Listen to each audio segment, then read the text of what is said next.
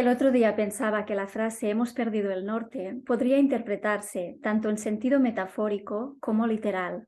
En realidad, no sabemos nada de lo que ocurre en la zona del Polo Norte, una zona que ha sido borrada de todos los mapas, igual que tampoco tenemos acceso a la zona de la Antártida. A lo que sí que hoy vamos a tener acceso es a lo que cuentan los Vedas sobre la región del Polo Norte.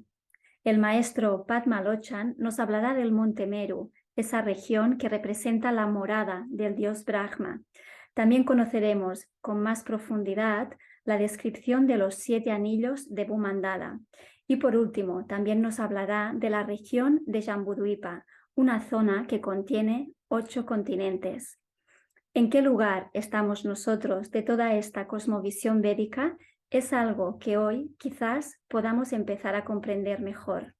No te pierdas esta segunda clase con el maestro Padma Lochan. Bienvenidos a todos.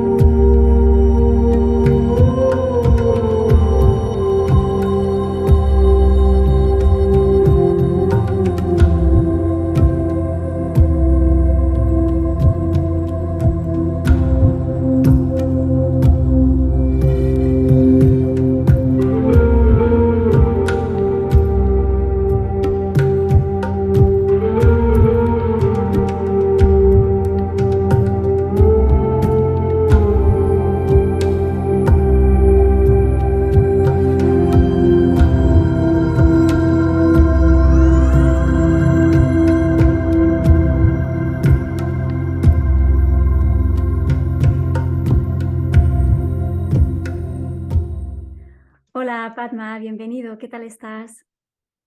Hola María, muy bien. Aquí en la mañana en Chile, bien agradable, Muy bien. esperando aquí compartir contigo. Bueno, con muchas ganas, ¿eh? Yo tengo muchas ganas de esta segunda clase contigo, así que si te parece entramos directamente en materia porque sé que tenemos muchos temas hoy. Vamos a empezar enlazando un poco con la clase anterior que estuvimos viendo y hablando de los 7 anillos de Bhumandala. Si te parece, arrancamos por este punto, ¿no? ¿Qué son estos 7 anillos y cuál es la descripción que hace el Bhagavatam?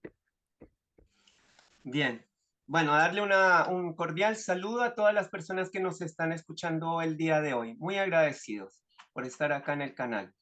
Sí, si me das una mano ahí, María, poder mostrar la imagen de, bueno, ese es el. Ya, perfecto. Sí, las dos, mira, esa imagen que estaba compartiendo muy amablemente María es una imagen de los 7 anillos de Bumandala. ¿Qué significa Bumandala? La palabra Bumandala es una palabra aria, del término ario, que era el lenguaje que utilizaban la antigua gente que hoy en día puebla India.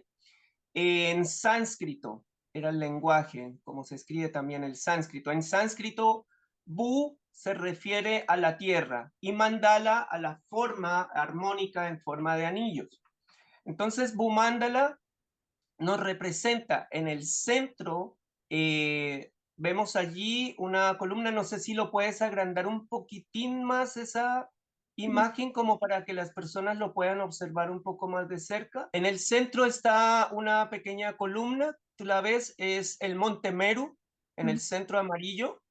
Después le rodea el primer anillo que se llama Jambudvipa, que serían los continentes de la Tierra. Después hay un océano de agua salada, que es el que comúnmente vemos en todas las playas, rodea los continentes. Después sigue Plakshadwipa, y así sucesivamente un anillo sólido y una separación de aguas, de diferentes elementos.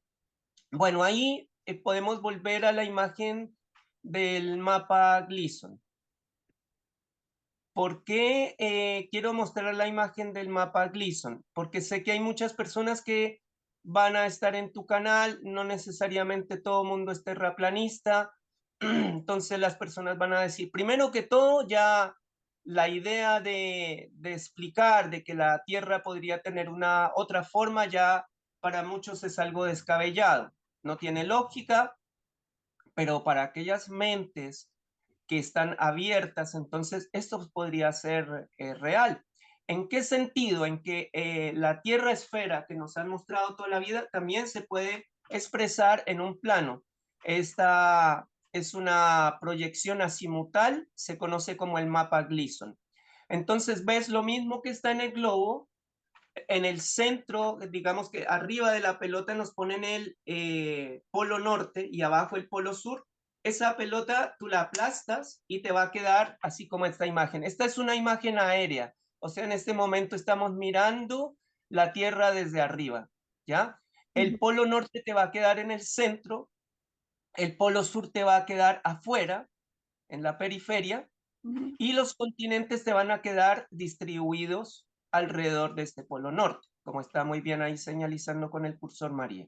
¿Ya? Entonces, como te das cuenta, la gente dice, ah, ya, pero si la Tierra es plana, entonces se va a caer toda el agua por los bordes de la Tierra plana. No, lo que explican las culturas ancestrales es que tiene una contención y la Tierra no para ahí, sino que sigue, ¿ya? Ya explicaremos después cómo ocurre el día, la noche, la iluminación, etcétera, pero en este momento nos vamos a referir aquí a lo que es la Tierra. Entonces ahora, viendo esta imagen, que ya para mucha gente que estudia este tema, este mapa es utilizado, fue usado por los aviadores en la Segunda Guerra Mundial, es utilizado, es el logo de la ONU. Entonces, si no tuviera sentido, ¿por qué se utiliza? ¿Ya? Volvamos ahora entonces a la otra imagen de los anillos. Esto sería lo que hay en el centro, esta imagen que tuviste de la Tierra en un plano. Ahora, en esta imagen, entonces tú ya sabes que está en el centro, ¿ya? Y los anillos alrededor. Ya vale la pena mencionar acá que todos los océanos son de diferentes elementos. Bueno, les mostré yo, sí, correcto. Les mostraba yo en la imagen del mapa Gleason que todo termina como en la periferia, que sería la Antártida. Pero más allá de la Antártida siguen otros océanos, siguen otras tierras. El Bhagavatam dice que esas tierras, alguien me decía una vez, y no se referirá a las órbitas o algo así. No, el Bhagavatam es muy explícito, muy claro en explicar que Priyavrata Maharaj, que fue un gran titán de la antigüedad, él a cada hijo le dio como autoridad para gobernar uno de esos anillos de tierra y lo dividió en 7 partes, ¿ya? Describe que hay montañas en cada uno de esos anillos, en cada una de esas divisiones hay montañas, hay ríos, o sea, si fueran órbitas, en una órbita no hay ríos, no hay montañas, ¿me entiendes? Y aparte que el Bhagavatam expresa que esto se distribuye en un plano, ¿ya? Sigamos, volvamos a la imagen anterior. Bueno, está bien esa imagen, ya.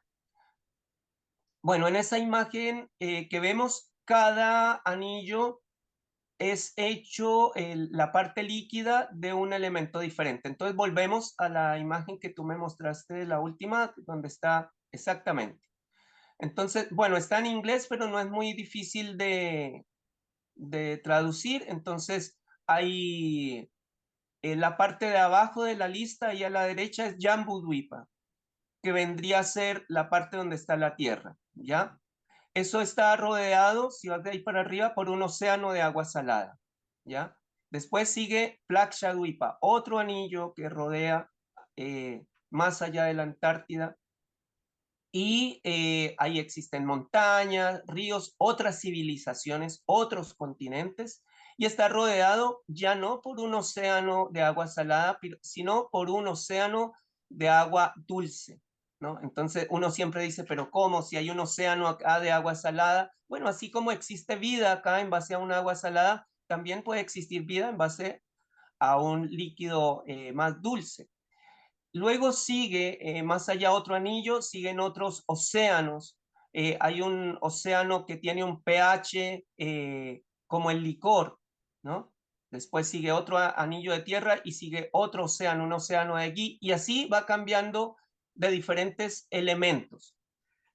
¿Qué decía Nikola Tesla cuando analizó el modelo védico? Él se hizo muy amigo de Swami Vivekananda, como creo que lo explicamos en el primer capítulo de tu entrevista. Entonces, ahí Nikola Tesla conoció la cultura védica, esta que estamos explicando, y él le llamó mucho la atención la forma como se explicaba el universo en los Vedas. Entonces, de hecho, tú puedes buscar citas de Nikola Tesla y él dice que la Tierra no es una esfera, sino él dice la Tierra es un reino. Y él habla ahí de que cómo se moverían entonces los planetas, bueno, en base al electromagnetismo. Vamos a ver ahí en un ratito más el Monte Meru, que cumple una función electromagnética, y no sé si ustedes puedan después ver por su cuenta, hay muchos experimentos que muestran que, por ejemplo, si tú tomas diferentes recipientes de agua salada o de agua de mar, los interconectas a través de una lámina de cobre y una lámina de zinc y los vas intercalando, eso te da electricidad suficiente para prender una lámpara LED, para producir iluminación. Lo mismo ocurre con el vinagre. Tú puedes producir electricidad en base al pH ácido del vinagre y así sucesivamente. Entonces, ¿qué decía Nikola Tesla? Esos anillos son en realidad como una batería que sale por el Monte Meru y de forma toroidal es lo que hace el movimiento. No sé si tú has visto una torre Tesla o una máquina de estas de energía Tesla. Hacen experimentos y ponen arriba de esto unos alambrecitos y empiezan a girar, empiezan a girar. Es básicamente lo mismo que hacen los planetas, ¿ya? Entonces, si lo llevamos a nuestra realidad, si lo experimentamos acá a través de la física, eso sucede. Entonces, nuestro universo es en realidad una gran generadora de energía electromagnética. Sí, sí. Esto quería decir. Además, Ahí mira, puede, qué sí. curioso, Padma, solo hacer un apunte, no te quiero interrumpir, pero me parece bueno, como muy sincrónico que justamente el Bhagavatam describa estos 7 anillos, ¿no? Que precisamente sean 7 y no otro número, ¿no? Porque el 7 desde la numerología es precisamente el número que está asociado al aura. El aura es el campo electromagnético del ser humano, ¿no? Y además el 7 también es el número de la elevación, es el número que permite elevar la energía, ¿no? Y qué curioso que sean 7 anillos en esa cosmovisión védica, ¿no? Exacto, María. Todo está muy relacionado. Tú sabes que lo que es arriba es abajo, lo que está adentro es afuera. Entonces, si esto ocurre en el universo, también va a estar en nuestro cuerpo, que es nuestro propio universo. Exacto. Así que muy bien tu intervención, María. Muchas gracias. Ahora podemos seguir entonces, bueno, ahí tienes la lista de los diferentes anillos. Tú puedes recurrir ahí a los textos porque esto es de conocimiento público, los Vedas. Tú puedes recurrir ahí al Bhagavatam, capítulo 16 al 26, y vas a ver toda esta descripción, ¿ya? Podemos seguir ahora entonces con una siguiente imagen. Ahí se ve también, es una imagen aérea, entonces estamos tomando desde arriba, se ve el Monte Meru, que como te das cuenta tiene una imagen, es más ancho arriba y más angosto abajo. El Bhagavatam da medidas de ese lugar electromagnético que conecta con los anillos y de ahí se genera la energía toroidal, que es la que hace girar todo. Exacto. Te hago una pregunta sobre esta descripción de los 7 anillos. ¿Cómo imaginar estos océanos de leche, de mantequilla, de yogur, de azúcar, realmente para una mente occidental? es muy difícil, ¿no? Visualizar que más allá de nuestro mundo conocido pueda haber otros anillos y otros océanos con estas características. Imagino que esto es algo también como metafórico, ¿no? ¿Tú cómo lo interpretas? Mm.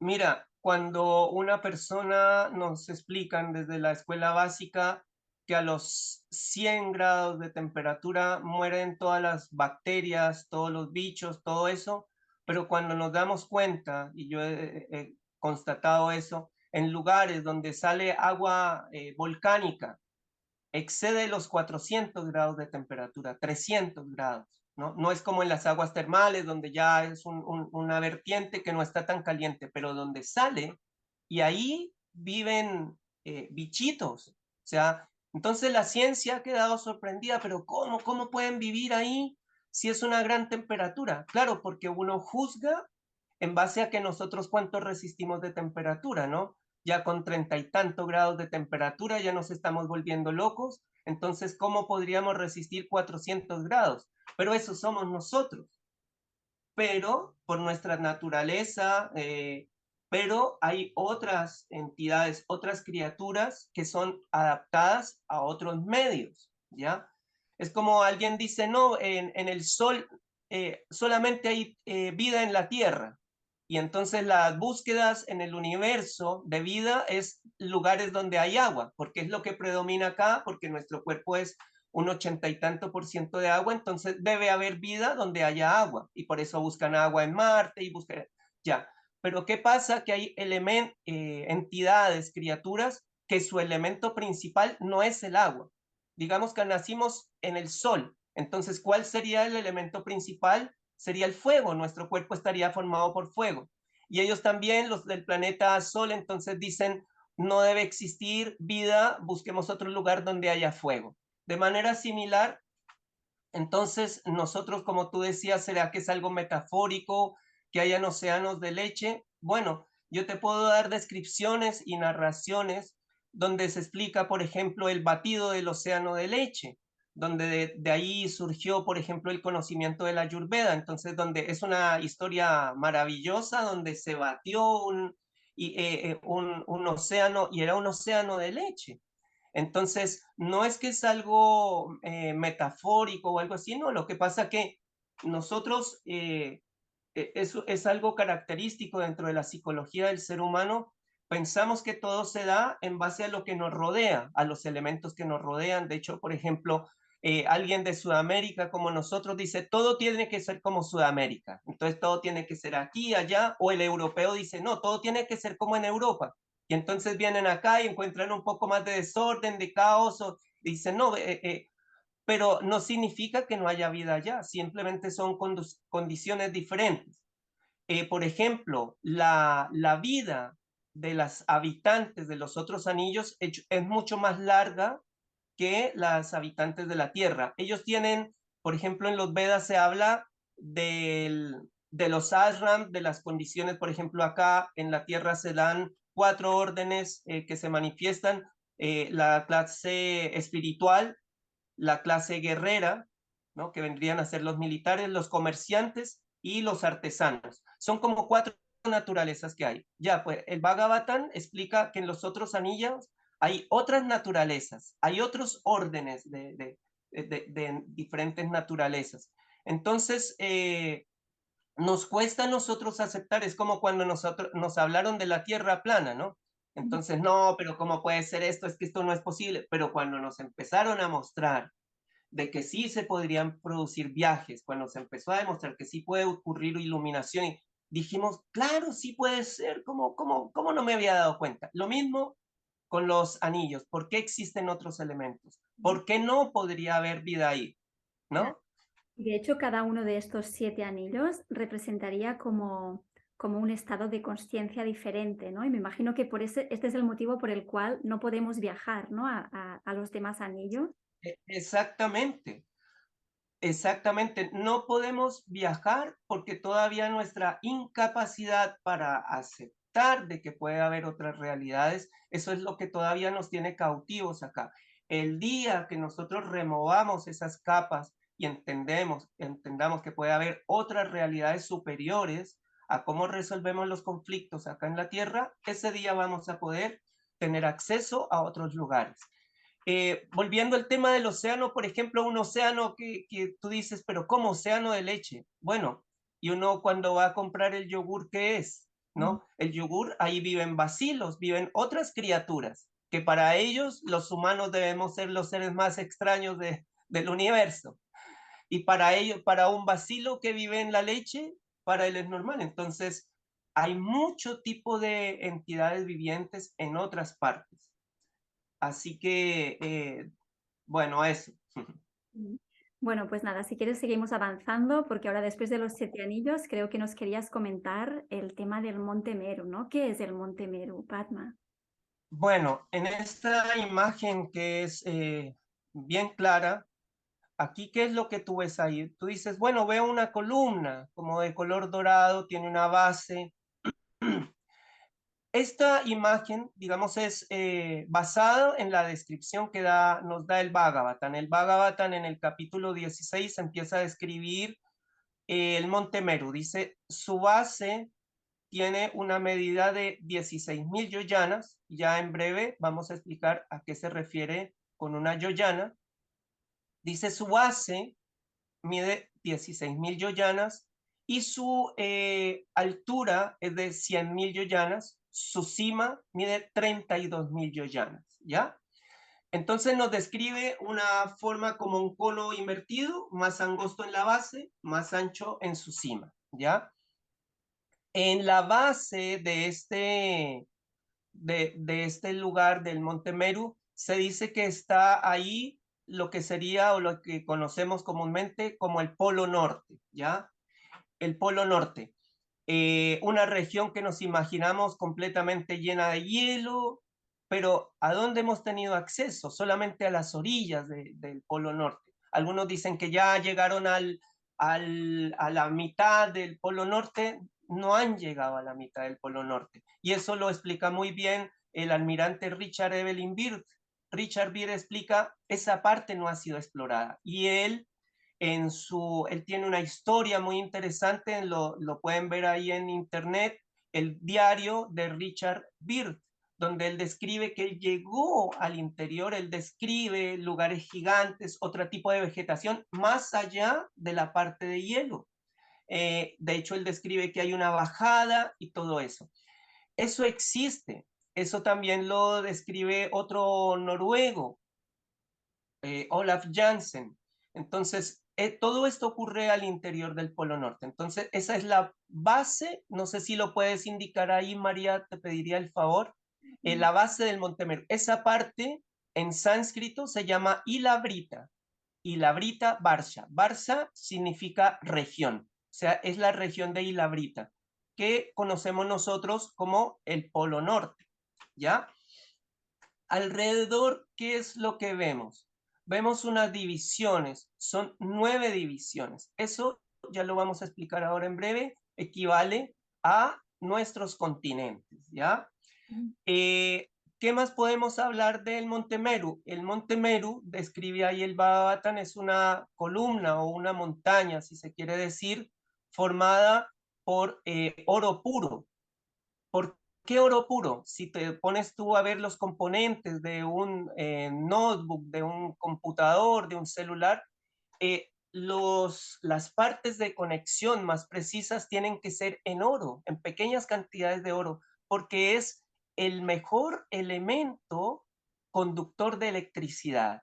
Entonces, es muy interesante complementando esto con lo que hablábamos de los 7 anillos y del universo electromagnético que hablaba Tesla. Entonces, ¿qué mejor salida toroidal que a través del oro, que podría haber sido cualquier elemento? Entonces, eso podemos hablar acerca de el Monte Meru. Y es de allí de donde se va a generar el electromagnetismo a través del cual se mueven todos los planetas alrededor de esta cima del Monte Meru, ¿ya? Bueno, ¿qué más les puedo decir? El Bhagavatam describe, si puedes volver a la imagen anterior un poquito. Sí, sí, está. Ya. Para que las personas, porque me pueden preguntar por qué hay como una cruz arriba de la cima del Monte Meru.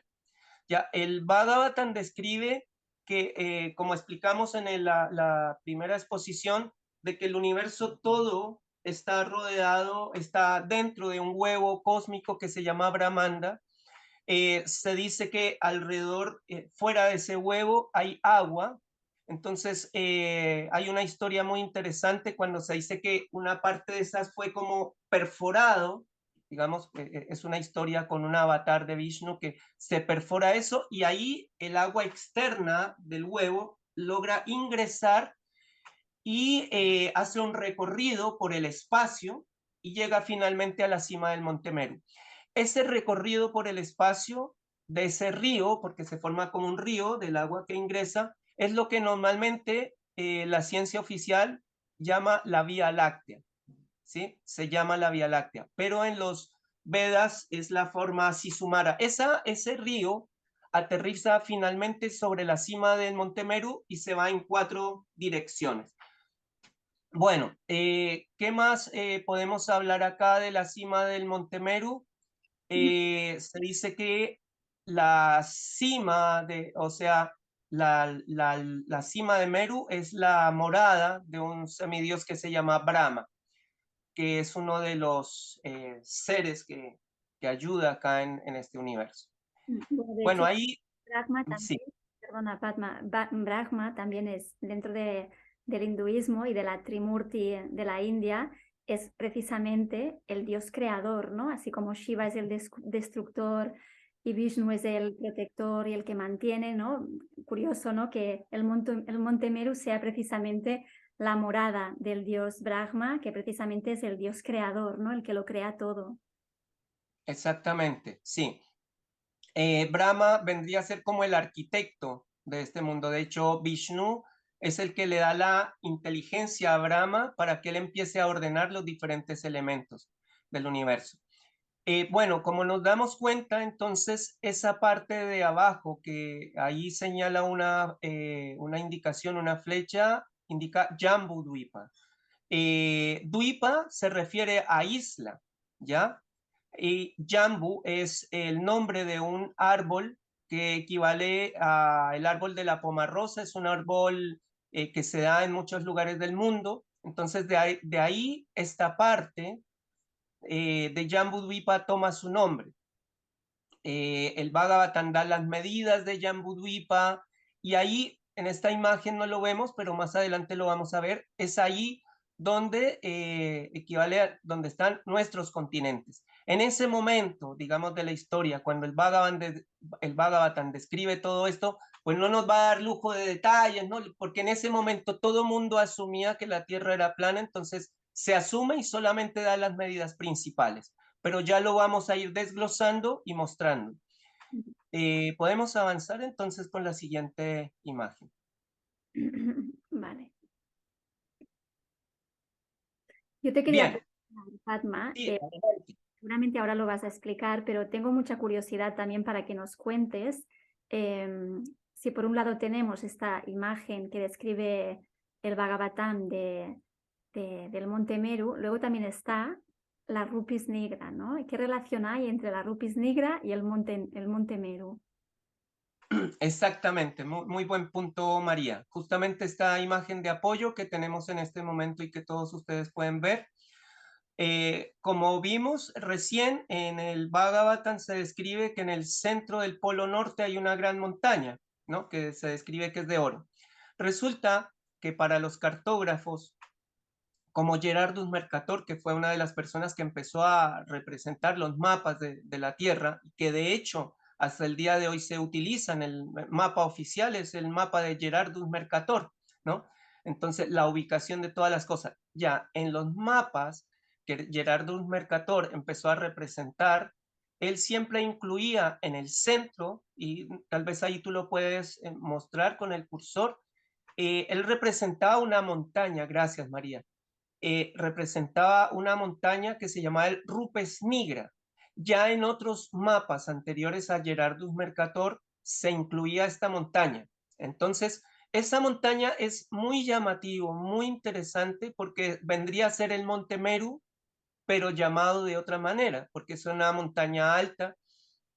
Y de allí, muy interesantemente, vemos que salen 4 ríos en las 4 direcciones, que es lo mismo que describe el Bhagavatam cuando cae este río desde arriba, cae sobre la cima y se forman los 4 ríos. Ahí podemos ir a la imagen anterior del Monte Meru como para recordar, entonces hacer una asociación entre las dos imágenes. Como ves ahí arriba de la cima del Monte Meru, estas 4 direcciones hacia el norte, sur, este y oeste, es lo mismo que Gerardus Mercator mostraba en la imagen siguiente, que la que les estamos mostrando, los 4 ríos y el Monte Meru o Rupes Nigra en el centro. Entonces, es lo mismo.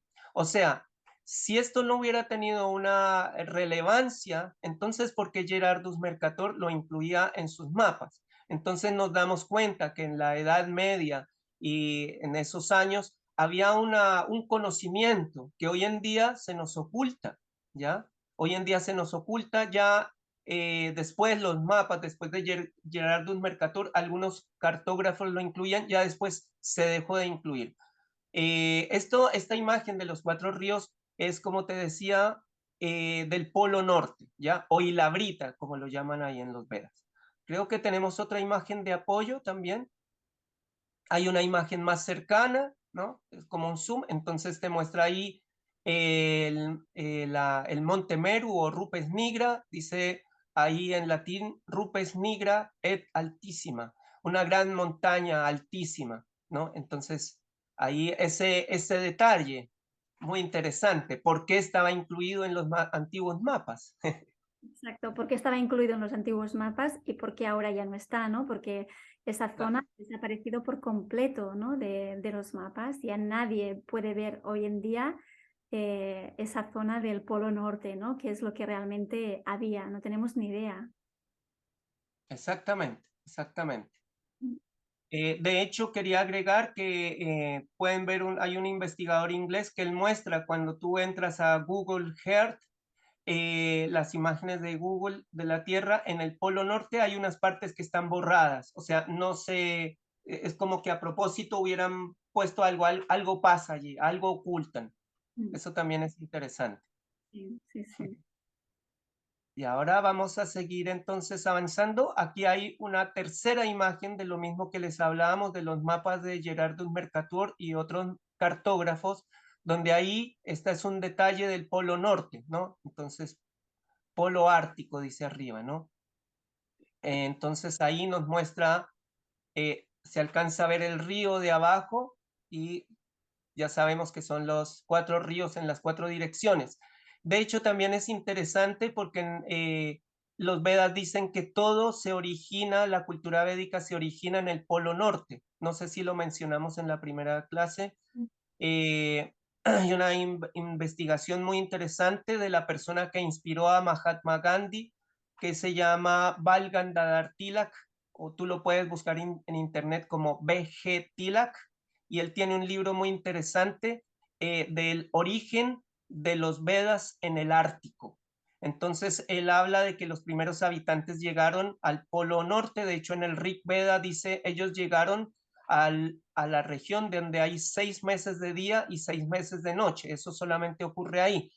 Describe que ellos después bajaron por lo que es la península escandinava, todos los pueblos vikingos, donde hoy se habla de los pueblos vikingos, después bajaron otra por Rusia, finalmente bajaron y se establecieron en lo que es el Valle del Indo, la actual India, pero empezó todo allí en el Polo Norte, entonces es como el origen de todo. Y esto les menciono porque en la misma Biblia dice que en Edén, que es el lugar donde empezó todo, dice, fluyen 4 ríos en las 4 direcciones. Entonces, eso quería mencionarlo también como dato interesante. Interesante, esto no lo sabía, Padma, ¿ves? Es que es muy interesante escucharte porque realmente aprendes un montón de cosas. Bueno, Padma, yo no sé si en Chile esta frase se usa, pero aquí en España sí. Tenemos una frase que dice que, bueno, hemos perdido el norte, ¿no? Es una frase como muy popular. Y yo creo Sí. que que hemos perdido el norte se puede interpretar tanto en sentido literal como metafórico, ¿no? Porque en realidad nos han censurado el norte, no sabemos lo que hay. ¿Tú cómo visualizas y qué es lo que crees que hay en esa zona del Polo Norte? Bueno, el Polo Norte es un portal. Allí, de hecho, por ejemplo, las historias de los vikingos, ellos hablan de que hay un portal que conecta con arriba. Eh, o sea, hay algo que se nos está escondiendo hacia allá. Así que, por ejemplo, en el Polo Norte, no sé si algunas personas del canal han visto esta descripción de Richard Byrd.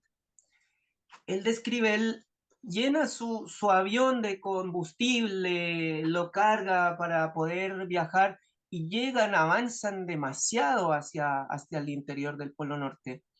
Y dice que llega un momento donde se empieza a manifestar una vegetación exuberante, donde él empieza a ver árboles gigantes, otras criaturas, que él dice que ve algo muy parecido a un mamut, que a todo esto el mamut más entero que se ha podido encontrar es justamente cerca del Polo Norte, un bebé mamut donde todavía tenía vegetales en su estómago. Entonces, son especies que han nosotros, yo no los llamaría dinosaurios, no sé, son otras especies. Pero al interior del Polo Norte todavía se preservaban muchas de estas especies. ¿Qué dice Richard Byrd? Que el avión que él iba, que arrancó en una horizontal, el avión tuvo que declinar, empezó a seguir la Tierra, el nivel de la Tierra, pero tenía que bajar. Y empezó a bajar, bajar, bajar, y él decía que era impresionante cómo era el desnivel al interior del Polo Norte, o sea, es de naturaleza cóncava. Finalmente llega allí, encuentra árboles gigantes, lo recibe un grupo de gente, que a todo esto Olaf Jansen dice que eran personas que hablaban sánscrito y dice que estaban muy decorados con elementos de oro, porque están cerca del Monte Meru. Entonces, eso es la descripción que da Richard Evelyn Byrd, un personaje público. Ustedes pueden ver incluso videos de las entrevistas de él en internet. Es uno de los navegantes que más ha hecho recorridos en el mundo, prácticamente tiene muchos récords. Hoy en día, pues la gente y los aviadores siguen las rutas comerciales. Él se aventuró hacia otras regiones donde no se había explorado. Y él describe justamente lo que dice el Bhagavatam. Si tú vas al Bhagavatam, te dice que las orillas de Ilabrita son en horizontal, pero después empieza a bajar. Yo creo que tenemos ahí una imagen de apoyo donde se muestra el Monte Meru y la concavidad que nos muestra allí exactamente, es esa imagen. Entonces vemos, esto es mirando el Polo Norte en un corte transversal, creo que se dice. Entonces, en ese corte transversal, entonces vemos al Monte Meru, dice el Bhagavatam que lo acuñan en su base 4 montañas, da la altura y la medición de cada una de esas montañas. Dice que la base del Monte Meru está bajo el nivel, digamos, hablando del nivel del mar, está 16.000 yoyanas abajo. 84.000 son las que sobresalen, como ya hablamos en un comienzo, la altura total de Meru es de 100.000 yoyanas, ¿ya? Lo que sobresale es 84.000, como está señalizando ahí muy bien María, y lo que está en un comienzo yo pensaba debe estar enterrado, porque si es una columna tan alta, entonces su base debe estar enterrada. Pero no, cuando tú ahondas en las descripciones del Bhagavatam, empieza a describir montañas que son mucho más bajas, de 16.000 yoyanas, son de 8.000 yoyanas, 10.000 yoyanas, entonces uno dice, pero no llegan entonces al nivel del mar, dice, y algunas miden 4.000 yoyanas, y dice, y en la cima de esas montañas hay árboles, dice, que tampoco por su altura de los árboles no alcanzan al nivel del mar, que es esa línea segmentada que yo muestro ahí, punteada, exactamente. Entonces, ni siquiera contabilizando la altura de los árboles, no alcanzan esa línea. Y dice que los frutos de esos árboles caen desde una gran altura y es tanta la altura en la que caen que revientan abajo y los frutos son tan grandes que van formando una especie de ríos. Entonces, si tú ves esa descripción, ahí te das cuenta automáticamente que no está enterrada la base de Meru, sino que hay un espacio, y son estas 4 montañas las que afirman de alguna manera el Monte Meru. Entonces, ahí habla de una concavidad y es justamente coincide con la narrativa de Richard Evelyn Beer, que él describe que tuvo que bajar. Entonces, es un detalle bien interesante porque de ahí me imagino que cobre vida o se inicien las historias de todo este tema de la tierra hueca, ¿no? Entonces, claro, la gente se imagina la tierra hueca, pero en una tierra esférica, pero aquí está viendo la misma descripción de una tierra hueca, pero en un plano. ¿Hasta dónde llega a profundizar eso? Se dice que hay, así como hay 7 anillos hacia los lados, hay 7 niveles hacia abajo, que es el mundo intraterreno o subterráneo. Entonces, esta concavidad llega hasta la segunda sección de abajo, digamos, de la parte subterránea, que se llama, el primer nivel se llama Atala y después sigue Vitala, ¿no? Entonces, esto llega hasta ahí, hasta Vitala. Entonces, abarca prácticamente 2 regiones de la parte subterránea. Entonces, esto es importante mencionarlo acá. Julio Verne en sus viajes, no sé si era que él lo canalizaba o tenía información, él habla, ¿no?, de viaje al centro de la Tierra, o sea, hablaban de que había una concavidad. Muchos otros escritores también hablan de esta concavidad en el Polo Norte, y esto lo confirma el Bhagavatam. Así que eso les quería un poco compartir acá, lo pueden ver en el Bhagavatam. Hay unas imágenes en 3D que mostrarían esa concavidad al interior del Polo Norte. Son imágenes que hemos generado con un amigo en una animación en 3D que justamente en estos días ya vamos a compartir un video muy interesante.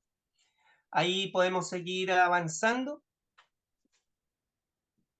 Bueno, aquí en esta imagen que tú tienes en este momento, pues nos muestra 4 direcciones: norte, sur, este y oeste, ¿ya? Ya hablamos que el río o la Vía Láctea, que se conoce normalmente, o Ganges celeste, que también se le conoce en los Vedas, aterriza sobre la cima de Meru y se producen estas 4 vertientes en las 4 direcciones.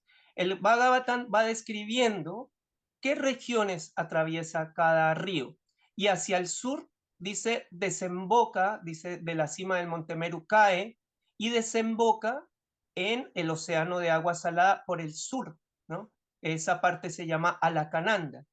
En esa parte de Alacananda dice que es donde está Bharatavarsa. Bharatavarsa, que es el nombre antiguo que se le da a India. Creo que ahí está, en la parte izquierda, ahí.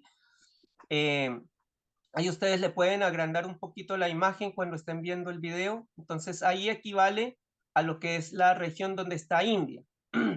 Yo cuando empecé a estudiar todos estos mapas puránicos decía, debe ser que Jambudvipa incluye todo lo que son los continentes, como en un mapa Gleason, entonces todo debe estar contenido ahí. El Polo Norte ya sabemos dónde está, pero resulta que no. Y es ahí donde vamos a hacer una descripción muy interesante. Como te das cuenta, hay unas líneas en sentido horizontal, ¿ya? Si tú lo contabilizas en total son 9, ¿ya? Todo eso vendría a ser los continentes. Algunos dicen, entonces, ¿cómo se ve esto? Vamos a compartir una imagen siguiente. Exactamente. Entonces aquí este es un mapa muy antiguo, es un mapa puránico, donde esas 9 regiones, digamos, que nosotros veíamos en la imagen anterior y que corresponden a Jambudvipa, ya en esta imagen entonces cada pétalo, digamos, se refiere como a una región o a un continente. Entonces ahí Vemos en el pétalo de la derecha a China, en la parte de arriba a Siberia y en la parte del sur a la India. Entonces, ya son mapas que se empiezan a armar en base a lo que son las descripciones de los Vedas. En el centro está Meru, como el verticilio de la parte central de una flor. ¿Ya? Espero las personas que lo vean se entienda esta idea. Esta es una imagen aérea. Estamos como desde arriba, desde un helicóptero mirando la Tierra desde arriba. Ahora seguimos en la siguiente imagen. Ya, esta imagen, no sé, María, si tú la puedes agrandar ahí en este momento. Exactamente, exactamente. Ahí tú ves, no tanto, un poquito menos. Ya, ahí estamos, muy bien. Vemos ahí que esto dice Jambudvipa, ¿ya? Estos son estudios de grupos de investigadores de la India, entonces ya ellos, cuando yo vi esta imagen, dije, esto es lo más cercano a lo que las descripciones que da el Bhagavatam. Entonces dice Jambudvipa, que es el círculo blanco, pero si te das cuenta, digamos mirando el mapa Gleason, no incluye los continentes completamente. Si te das cuenta, el borde de ese círculo blanco, la periferia de ese círculo blanco, viene a cortar tanto África como Asia, como América. Es exactamente ahí donde está el punto 5, a la izquierda, al otro lado, eso, allá va a ser, ahí. Esa es América. Ahí dice Norteamérica y donde corta en el Ecuador, ¿no? Va a cortar en el Ecuador, tanto de África y ahí en América, por ejemplo, vemos que corta en el Ecuador toda la parte que es la parte de abajo de Colombia y Ecuador. Entonces, esa parte, de hecho, por eso se le puso el nombre de Ecuador, ¿no? También en relación a esta línea que se ha utilizado desde la antigüedad para la medición. Entonces, si vemos en la parte de Asia, ahí si podrías mostrar, María, con tu cursor, vemos ahí donde dice 1, esa es la India, en donde dice 1. Ahí, exactamente, ahí donde está señalizando. Si te das cuenta, esa es la India y está la punta de abajo de la India, que es como un triangulito, está muy cercana al Ecuador. En la vida real, lo distancia es una distancia de alrededor de 200 kilómetros que lo separa. Ya el Bhagavatam da esa descripción. Dice, si volvemos a la imagen del Bhagavatam, la que pasamos como 2 imágenes anterior, donde está Jambudvipa con las 9 regiones, entonces, exactamente. Entonces, esta imagen, ¿no? que es un mapa de Jambudvipa, como dice ahí arriba, es una imagen basada en los Vedas y en el Bhagavatam. En la parte de abajo, eso muy bien, María, como vemos en la parte de abajo, alcanza a ver la pantalla, ahí está la India. Entonces ya dijimos, ya en esta imagen nos damos cuenta entonces que la periferia viene a corresponder con la parte ecuatorial de los continentes, ¿ya? Entonces eso es muy importante. Ahora volvamos de nuevo a la siguiente imagen, si la puedes agrandar. Muy bien, entonces aquí vale la pena enfatizar en un punto. ¿Cómo sabemos nosotros, o sea, si esto es la descripción del Bhagavatam, cómo se equipara esto con la realidad donde la que nosotros vivimos, ¿no? Ya sea aquí incluso alguien puede decir ya en una esfera o en un plano, pero ¿cómo sabemos que esto es la realidad? Digamos, nosotros como investigadores que hemos llegado a la conclusión de que la Tierra no podría ser una esfera, sino que corresponde todas las descripciones a un plano. Entonces, ¿cómo las medidas que se han tomado de la Tierra y que no corresponden, como dice, no, el que se dio cuenta primero de la circunferencia de la Tierra fue Eratóstenes, ¿no? Se refiere a circunferencia, no que la Tierra sea una esfera, sino a la línea ecuatorial, ¿no? De la Tierra. Eso equivale a 40.000 kilómetros, ¿ya? Ese es el perímetro de la Tierra en el Ecuador, ¿ya? Si tú tomas las descripciones del Bhagavatam, ¿qué te dice? Te dice que la medida de Jambudvipa es de 100.000 yoyanas. Dice que es la misma altura de Meru. O sea, si sabemos que Meru mide 100.000 yoyanas de altura, entonces dice la misma medida de la altura de Meru es lo que abarca Jambudvipa. Entonces, 100.000 yoyanas. Y uno dice, ¿y de dónde se sacaron esas 100.000 yoyanas que hablan los Vedas? Entonces, ahí tú ves, bueno, voy a hacer una pausa acá para aquellas personas que están escuchando, porque repito la palabra yoyana, pero ¿qué es yoyana? Eso te iba a preguntar. Bueno, ¿Qué es una sí, yoyana? ya. Es la La medida yoyana, védica, sí, ¿no? Pero cuéntanos cuál es el equivalente y todo eso. claro. Eh, la yoyana, si tú buscas por internet, la mayor cantidad de respuestas te van a arrojar que una yoyana es equivalente a 8 millas. En kilómetros, que es lo que se utiliza acá en muchas partes, es equivalente a 12.8 kilómetros, casi 13 kilómetros, ¿no? Entonces, 8 millas, 13 kilómetros. Eso es la medida que te da por internet. Y en algunos textos, incluso de algunos hindúes, da esa medida, pero esa no es la medida antigua, no corresponde, porque si tú aplicas, por ejemplo, que Jambudvipa, que ya sabemos que es el Ecuador, si tú aplicas 100.000 yoyanas y la multiplicas por 8 millas, te va a dar una cosa extremadamente, se te sale ya de las medidas de la Tierra. Es una medida muy inflada. Eso cuando yo empecé la investigación me llamó mucho la atención. Yo decía, pero qué raro que la yoyana mida tanto. No me cuadraba. Empecé la investigación, luego empecé a investigar otras personas que ya explicaron que esa medida se cambió con la llegada de los ingleses. Entonces la yoyana, ellos cambiaron medidas de tiempo, influyeron en muchas cosas. De hecho, le decían a los hindúes que la cultura védica no había sido originada en India, sino que había venido de Europa a India, porque no podían aceptar cómo personas tan desarrapadas y caminando descalzos podían haber dado origen a algo tan grandioso como los Vedas. Eso no les cabía en la mente a los ingleses. Entonces, cambian muchas medidas o interpretan a su antojo. Pero, ¿qué es lo que la investigación de muchos hindúes, más que todo el sur de India, ellos se remitieron a los antiguos textos de los Vedas? Y allí hay varias citas justamente en el Rig Veda donde se habla, porque cómo ellos lograban dejar una medida para el futuro, siendo que en el futuro todas las cosas pueden ir cambiando. Entonces ellos dicen, mira, la distancia que hay, hay un avatar de Vishnu que se llama Rama. Entonces él se construyó un puente entre la puntita de ahí abajo de la India hasta una isla que se llama Sri Lanka o Ceilán.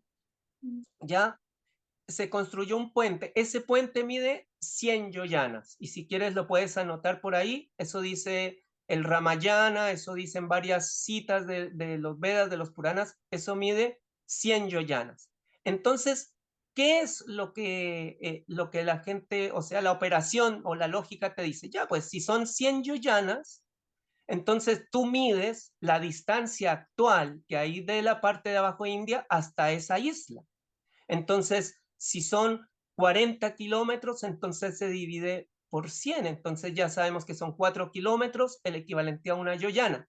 En el caso de la medida que se tomó de esa parte, son el equivalente de la yoyana en base a esa medida que se llama el Ram Setu, que tú lo puedes buscar por internet, Ram Setu, o sea, puente de rama, que ya hablamos que son 100 yoyanas, equivale cada yoyana a 398 metros.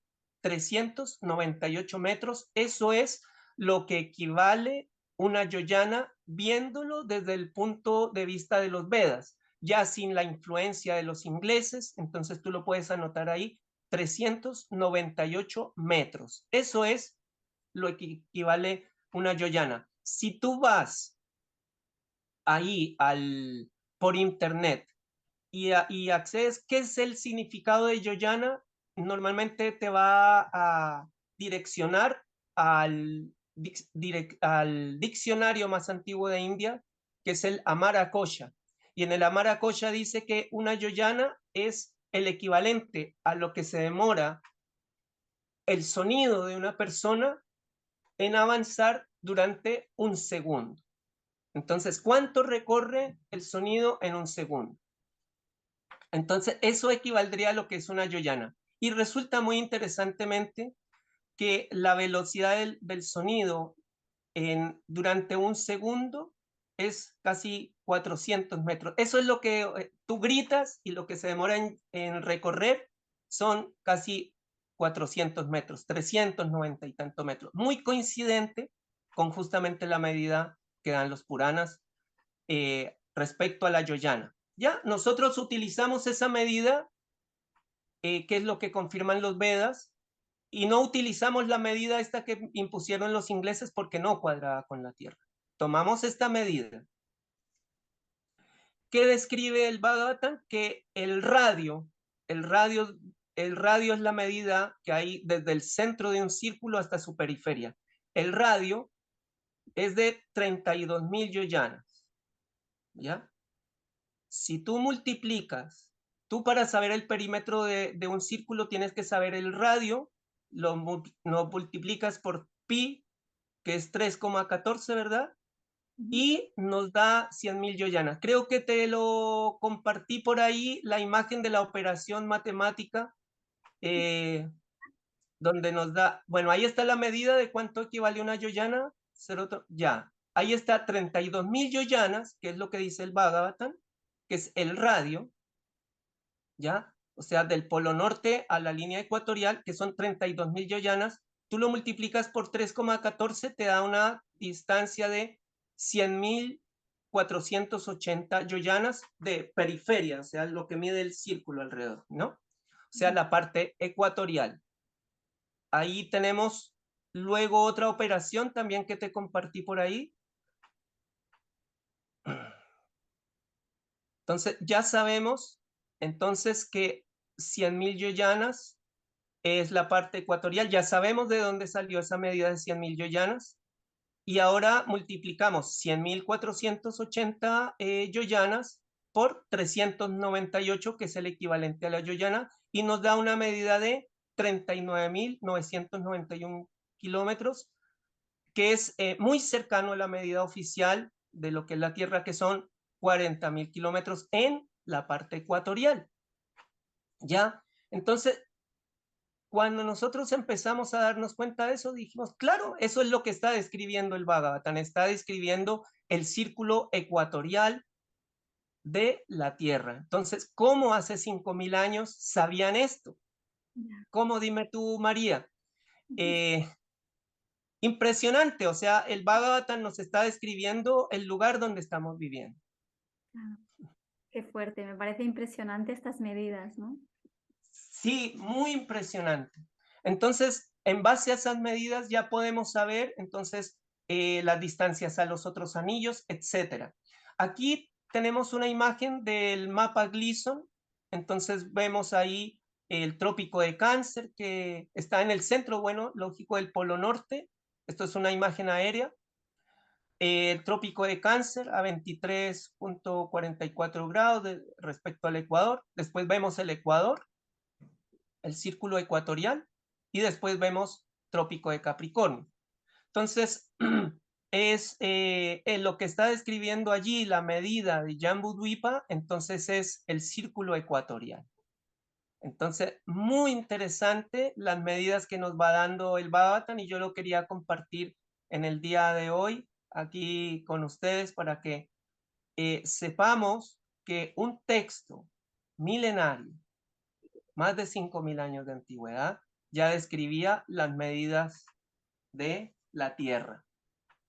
Ahí podemos avanzar en otra imagen. Bueno, ahí también vemos entonces Jambudvipa, y Bharatavarsha en la parte de abajo, que ya sabemos que corresponde a India. Entonces, como ellos, imagínate, ponían a la India, sabían que era la parte como para señalizar la zona ecuatorial, ¿no? Porque habían podido poner Bharatavarsha, que es India, más cercano al centro, pero no, porque ellos estaban hablando, te están diciendo, esa es la parte ecuatorial. Entonces, muy interesante, María, cómo, o sea, para mí es una verificación muy buena. De hecho, después el Bhagavatam da la altura de la Tierra hacia arriba de los planetas y muchas descripciones más. Entonces, bueno, Impresionante. ahí yo sé que tienes algunas preguntas también. Mira, te quería preguntar en relación a la descripción que hace el Bhagavatam del Monte Meru. ¿Tú interpretas también el Monte Meru y toda esa descripción como un estado de conciencia? Exactamente. En cuanto a Meru, o sea, Meru es un lugar donde es como un portal, ¿ya? Ahí describe que es de oro, etcétera. Pero también cuando los mismos Vedas describen a Meru, dice que para los habitantes, muchas personas de la Tierra, decía que querían llegar a la ciudad de Brahma, que ya dijimos que está en la cima de Meru. Dice que muchos de ellos, porque en la antigüedad la gente duraba mucho más tiempo, exactamente esa medida. Entonces dice que las personas para llegar hacia allá arriba, elevarse, salir de ese lugar donde vivimos en la tierra y ir hacia arriba, tenían que hacer una meditación como de 1000 años. O sea, 1000 años meditando y para poder tener acceso. Entonces, ¿qué nos indica eso? Que Meru, si bien es un lugar que existe, pero también es un estado de conciencia. Se dice que hay personas, por ejemplo, hay una narrativa de los nativos, los Lakotas de Estados Unidos, donde dice uno de los nativos, dice, y me elevé, me imagino que habrá salido en astral, dice, y pude ver la tierra en un gran plano, rodeado por los 7 anillos, de hecho él describe los anillos, rodeado por los anillos, y dice, y vi la gran columna en el centro. Los mayas dicen que ahí hay un gran árbol, ¿no? Todas las culturas describen ahí, los vikingos describen ahí el árbol Yggdrasil, todas mencionan que es un eje, hay algo alto ahí, ¿no? Pero se dice que ¿quién puede ver esto? La persona que tiene un alto nivel de conciencia. Capaz que uno pueda llegar al Polo Norte y no lo va a ver, no lo va a visualizar. Es como, por ejemplo, tú sabes que existen para los que practican la meditación, para los que practican, les gusta lo místico y lo esotérico. Todos hemos sentido en algún momento la presencia de algún fantasma o espíritu, pero no los podemos ver con los ojos, pero sí sentimos su presencia, o a veces mueven cosas o hacen algún ruido. Yo creo que la mayoría de las personas, y más las personas sensibles, saben de esto. Entonces, lo mismo, hay personas que un medium puede ver un espíritu. El chico Javier en Brasil, él podía ver los espíritus, pero no todo mundo tiene esa capacidad porque requiere un alto nivel de conciencia. Entonces, Meru existe, pero hay que tener la conciencia para ver eso. Sí, sí. Bueno, Padma, la verdad es que me ha encantado la clase de hoy. He aprendido un montón de cosas que no sabía. Espero que la gente que vea este vídeo también disfrute de todas tus explicaciones. Y si te parece, ahora para terminar, no sé si quieres añadir algo de la clase de hoy, pero también podríamos avanzar que la próxima sesión vamos a tratar el tema de dos montañas, ¿no? Dijimos que hablaríamos sobre todo del tema de Manasotar y de Loca Loca, no sé si lo estoy pronunciando bien. Sí, exactamente, sí. El tema también que lo has comentado y has empezado a hablar un poquito de la caída, ¿no? Del río Ganges y del nacimiento de esos cuatro ríos.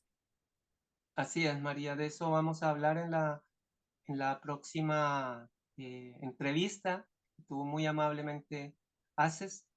Y bueno, a modo de compartir, quería enfatizar, para aquella persona que tome el Bhagavatam, lo empiece a ver, ya sea por internet, en línea o hay muchas, en físico también hay muchas personas que han traído de India el Bhagavatam, normalmente está en inglés, pero hay unas traducciones también por online de este texto milenario. Y entonces ya cuando vean la medida de la Yoyana, ya saben que equivale a 398 metros. No puede ser de otra manera porque no equivalen pero no equivaldría a la Tierra, no equivale a distancias. Pero tomando esta medida nos cuadra todo con el lugar donde vivimos. Entonces, y esa medida no me la estoy inventando yo. Ahí tú puedes entrar a internet y ves las investigaciones de muchos hindúes. Dicen, no, está ahí, están los mismos Puranas. La Yoyana es equivalente a 398 metros y cuadra perfectamente. Entonces quería enfatizar en ese número, 398. Muy bueno, muy acertado, digamos, todo esto no ha sido una investigación fácil. No es que todo mundo en la India es consciente. De hecho, cuando yo estuve en India, mucha gente, de hecho en India ni siquiera aplicaban el Ayurveda, que es una ciencia milenaria naturista ya, sino que Occidente ya ha ido llegando, allá también están todos los hospitales con sus químicos, allá también está prácticamente el modelo heliocéntrico. Entonces, mucha gente desconoce el modelo geocéntrico y menos investigar sobre estos temas. Así que, pero esto por astrología o por algo está ahora emergiendo justo en este momento. Así que eso, María, quería Bueno, señalizar. genial. Pues mil gracias por estar aquí de nuevo en el canal, compartiendo tus conocimientos, tu sabiduría y también por ayudarnos a recuperar ese norte, ¿no? Ya que nos han hecho perder el norte en muchos aspectos, que todo este conocimiento antiguo, ancestral, sea recuperado y también sea difundido y compartido, ¿no? Porque aquí está el valor del trabajo que estamos haciendo de forma conjunta, ¿no? Intentar también que esa sabiduría de esos textos antiguos llegue, ¿no? de manera como un poco más didáctica y entretenida a la gente para que tomemos conciencia de cómo nos han engañado y de que todo está escrito, ¿no? De alguna manera. Así es, María. Como decíamos hace un tiempo atrás, se le ha dado mucho énfasis a la cultura sumeria, pero se ha minimizado otras culturas. ¿Quién habla sobre la cultura aymara? ¿Quién habla sobre Tiahuanaco en Bolivia, una ruina de las más antiguas del mundo? ¿Quién habla? No, porque todo conviene a la cultura sumeria, ¿no? Entonces, y yo podría estar acá escribiendo libros, cobrando por... No, pero para mí el conocimiento es algo que debe estar para todos, es para toda la humanidad. Tú te puedes conectar con esto. Así que eso, y respecto al norte, estaba pensando, todas las brújulas apuntan hacia el norte, hacia esa parte electromagnética. Sí, es que en realidad, bueno, ya hablaremos de eso otro día, ¿no? Pero el polo sur en realidad tampoco existe, ¿no? Tal y como nos lo han enseñado, no hay un polo sur. Lo que hay es un círculo de hielo. Claro, ahí es algo que contiene todo esto. Pero de a poco vamos a ir asimilando y entendiendo esto. Sé que al comienzo no es fácil, pero si tú tomas y empiezas a estudiarlo, a profundizar, entonces, pero primero te tienes que enfrentar a ti mismo, a las concepciones que ya sembraron en ti y empezar a ver, ¿será que realmente esto es así? ¿Será que realmente la medicina que nos enseñan hoy en día es así? ¿Es lo realmente correcto para nosotros? La astronomía, el lugar donde vivimos, etcétera. Exacto. Así que es... Bueno, pues aquí estamos compartiendo conocimiento y que todo lo que de alguna forma estamos compartiendo se expanda, ¿no? Ya que el universo no se expande, pero nosotros sí que nos expandimos a través de la red de Internet y sobre todo lo importante es poner en valor esta información y que llegue a, bueno, a cuantos más seres mejor también para abrir nuestro estado de percepción y de conciencia. Así que mil gracias, Padma, por esta clase que nos has ofrecido. Ha sido un placer y te espero la próxima semana. Muchas gracias, María. Aquí estaremos. Que estés muy bien. Un gran saludo a todas las personas que escuchan. Eso. Hoy hemos aprendido también que el Bhagavatam describe el círculo ecuatorial de la Tierra con mucha precisión. ¿Cómo puede ser que tuviesen este conocimiento hace 5.000 años?